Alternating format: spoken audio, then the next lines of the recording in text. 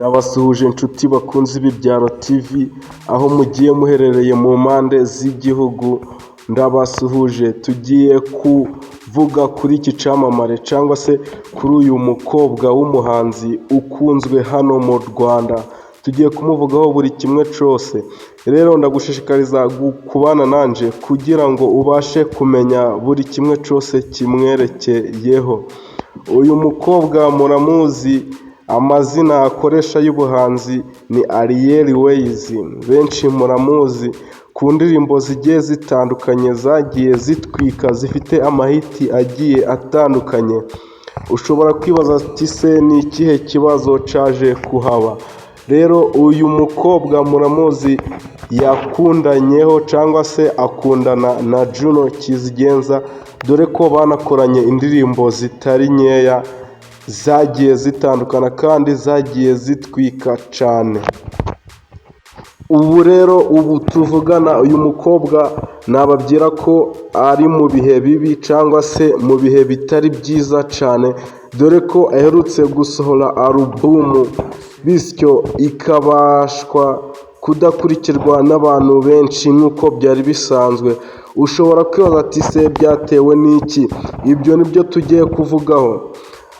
Ibinyamakuru bimwe na bimwe byaranditse bigenda bivuga ati uyu mukobwa ashobora kuba ari urukundo rwatumye agabanyuka cyangwa se arekeraho guhanga indirimbo, bityo akamanuka cyangwa se hiti ye ikagenda izima gake gake.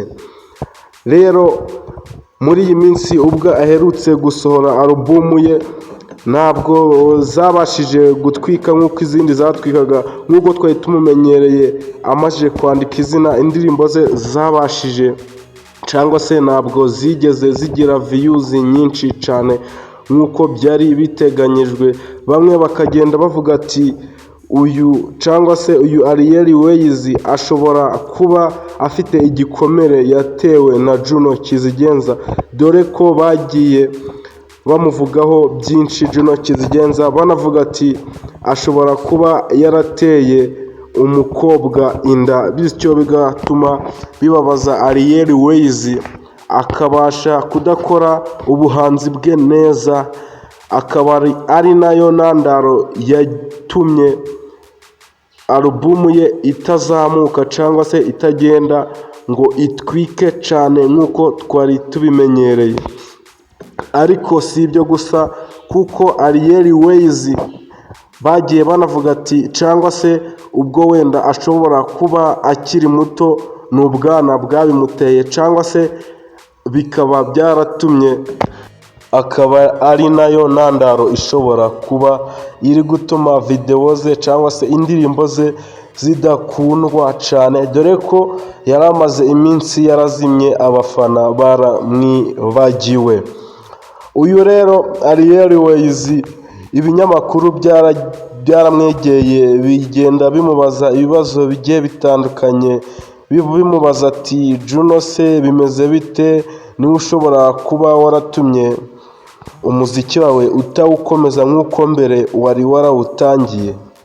Ariel Ways yagiye yivugira ati njyewe ntabwo aribyo byatumye umuziki wanjye usubira inyuma, nubwo abantu benshi bagenda babicicikana, ati nibyo byatumye umuziki wanjye cyangwa se umuziki ngenda nkora utabasha kuzamuka. Oya, ntabwo ari byo, ahubwo yuko abafana bashobora kuba baranyibagiwe. Uyu rero Ariel Ways bakomeje kumubazaho byinshi bigiye bitandukanye, ariko we yaravuze ati nje ntacyo bintwaye, icibanze yuko nyiriho kandi bizakomeza bikunde, kuko abafana bamfanaga n'ubundi ntaho bagiye, bakongera bakagaruka. Rero byakomeje kugenda bicicikana ku mbuga nkoranyambaga zigiye zitandukanye, bagenda bamuvugaho ibintu byinshi bitari byiza, anagenda avuga ati narabyumvishe ariko ntacyo nakora, kuko twese turi muri iyi si, ntawamenya aho bwira ageze, nk'uko nanjye byangendekeye ubu namwe murabibona. Uyu rero Ariel Ways, ibinyamakuru byakomeje kwandika ibivuga biravuga bivuga ati Ariel Ways ubaye iki, ati ko ariwo twari twizeye nk'umuririmbyi ukomeye cyangwa se nk'umuririmbyi w'icyitegererezo ushobora kuba warafunguriye amarembo abandi bakobwa bagenzi bawe.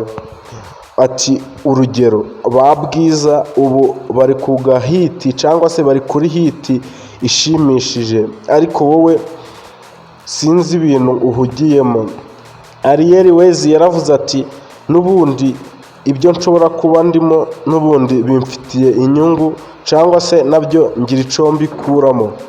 Ariel Ways yanakomeje agenda abwira ibinyamakuru bigiye bitandukanye abibwira ati Juno n'ubundi nta kabuze turacari kumwe, rero ibyo mwaketse si byo. Nshuti bakunze twakomeje kubana muri iki kiganiro, ndabashishikariza gukora subscribe kugira ngo ibindi biganiro tuza tubagezaho bize bibageraho ku gihe. Ndabashimiye.